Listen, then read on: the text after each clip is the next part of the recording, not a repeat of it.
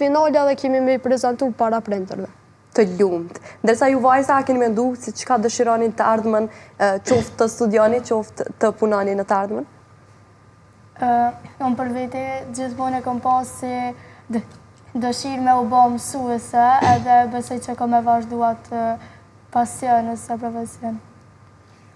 Prej që kom qenë e vogël, prej klasës 2, prej klasës parë vijaj mësimen të mësoj Kuran për menç, edhe që të e po babin tem që ta fazi Kuranet, e kom ndru edhe one që me mira det, me shumë det që kom kalu, me ndoj që të bëm një afize arshme inshallah në vendin tonë, pa ashtu edhe një shkenstare arreqme deri në fund. Për juve krenare? Për mu, ma shumë ka mjekësia, infermire, kur e kom po për vëzhlis momen, adin infermire, se në shumë ka hinë qa prej ateshet, tash inshallah vazhdoj edhe bona infermire. Uroj që t'ja arritni gjitha këto, që i përmendet edhe gjitha ëndrat t'ju bëjnë realitet. Sa është rëndësishme që të diskutoni, edhe keni shpesher bashkë bisedime edhe për jashtë gjabis, edhe për jashtë besimeve. Qka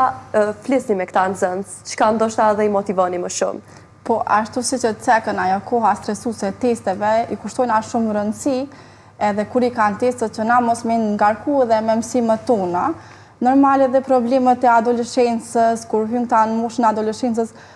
kam dëshirë me apo dhe disponimin, se qysh këta e kanë disponimin, qka po i mundon në shkollë, shpesh që ndoshta nuk mbaj mësim hiq, edhe hajde po diskutojna,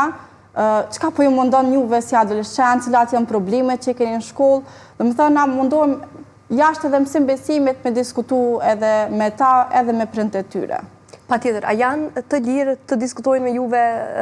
mësuesve ndoshta edhe për probleme që ka në shkolla dhe gjithë qka, edhe a keni kontakt pa dyshim edhe me prindrit vazhdimisht për këto probleme? Sepse fatkeqësisht po shihet edhe që ndoshta në shoqëri kemi probleme të shumta, sidomos në rrjetin e shkollave, nxënësit janë vazhdimisht ndoshta qoftë të penguar, qoftë edhe të ngacmuar nga njëri tjetri. Po, kemi ashtu si që ceka, ne kemi edhe grupët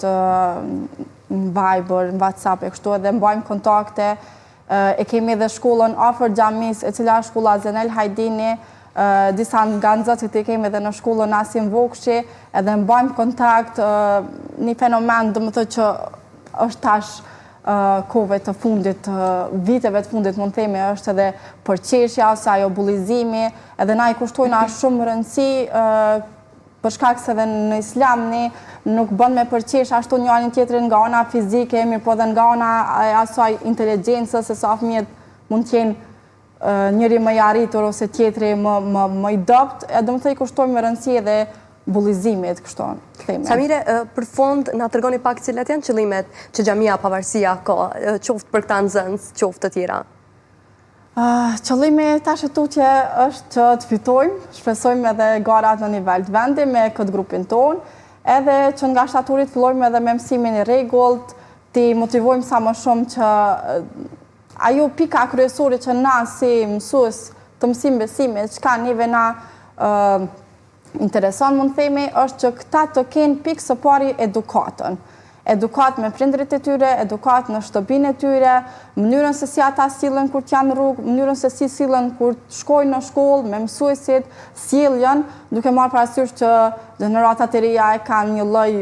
vetbesimi, edhe ndoshta nuk e kanë sjelljen e duhur edhe me të moshurit, edhe na munduam që të fokusojmë te ajo pjesa e edukatës. Gjanat teorike, këta mund me mësu edhe vetë, edhe në shtëpi, edhe me telefon, edhe për menç, po na mundum që më fokusu edhe në edukatën, edhe në sjelljen e tyre. Faleminderit shumë gjithëve që ishit bashkë me ne, ju uroj suksese në mësimet e juaja dhe patjetër edhe në shkollë, dhe do të shihemi pas fitores së tjetër, inshallah. Inshallah, faleminderit edhe për juve për ftesën.